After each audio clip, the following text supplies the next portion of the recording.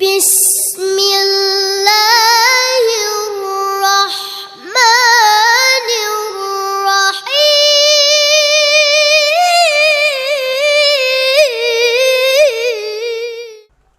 एक बापर्दा खातून का किस्सा मैं सुनाने जा रहा हूं।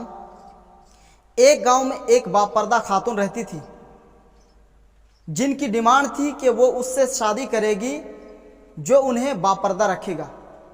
एक नौजवान रजामंद हो जाता है और वो उससे शादी कर लेता है। वक्त गुजरता रहता है, यहाँ तक कि एक बेटा हो जाता है। एक दिन शौहर अपनी बीवी से कहता है,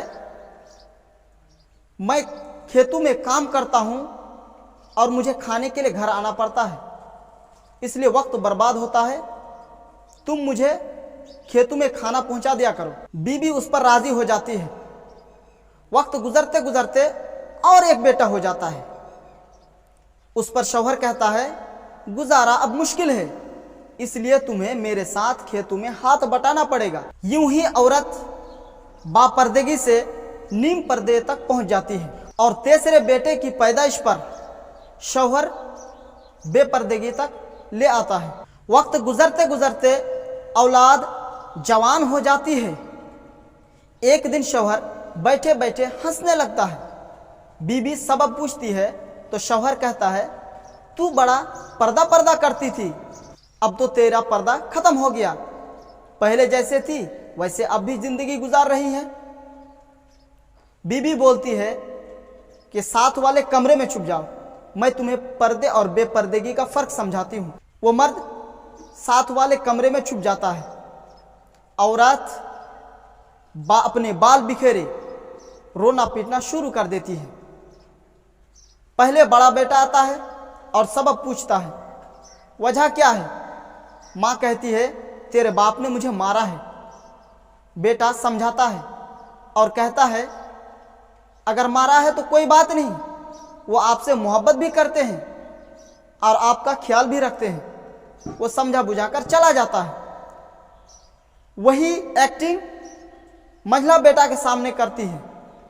मंझला बेटा आता है और उसको बताती है, तेरे बाप ने मुझे मारा है। मंझला बेटा को गुस्सा आता है और गाली बकता है। गाली बकते हुए वो अपनी माँ को चुप करवाकर चला जाता है। वही ड्रामा वो छोटे बेटे के सामने करती है कि तेरे बाप ने मुझे मारा है। छोटा बेटा आग बबूला होकर गुस्से में आकर जोर जोर से गालियां बकने लगता है। गालियां बकते हुए डंडा उठाता है और कहता है कि अभी मैं अपने बाप की खबर लेता हूं।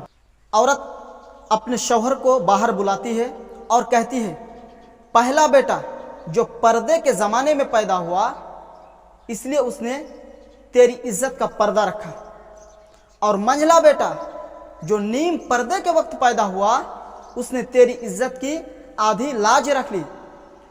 और छोटा बेटा जो बेपर्दगी के जमाने में पैदा हुआ, इसलिए उसने तेरी इज्जत का पर्दा उतारने गया है। हासिल कलाम यह है कि पर्दा औरत का फितरी तकाजा है, जो खाली के मर्द व जन की तरफ से कायदा भी है, जिसकी बेशुमार हिकमत खालिक ही जानता है, और दुनियावी कायदा भी है।